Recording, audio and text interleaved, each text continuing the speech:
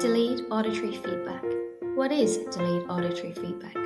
It is a form of alternative augmentative communication, AAC. It is defined as an anti-stuttering device that spreads the time between auditory perception and speech and can enhance the fluency of people who stutter.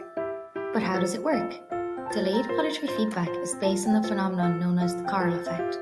This is when a person with a stutter can maintain fluency when speaking at the same time as someone else.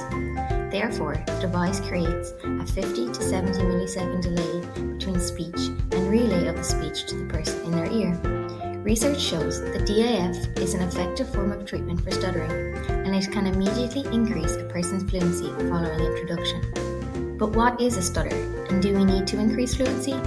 Stuttering or stammering is when a person repeats sounds or syllables when speaking, or when a person makes a speech sound longer than it typically should be, and sometimes a stutter can mean words get stuck and not come out at all.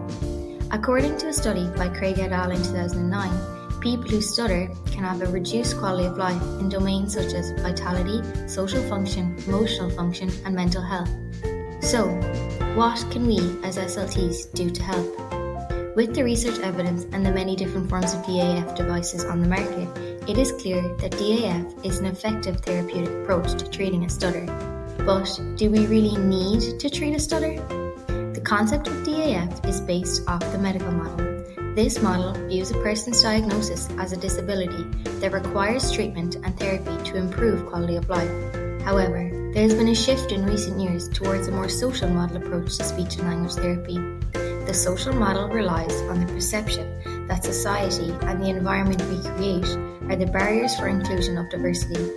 Therefore, a shift in mindset requires us not to assume societal norms as fluent speakers, rather to understand and listen to people who stutter, as they are the experts of their experience, and us as allied health professionals are there to advocate for their voice.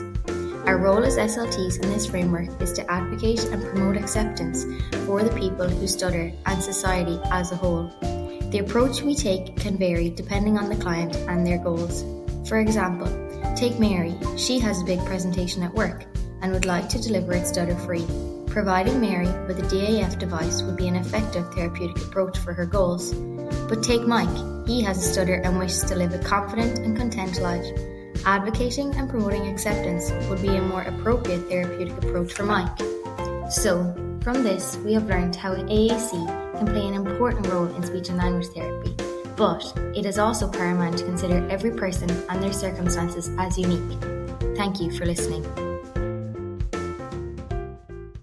Created using Powtoon.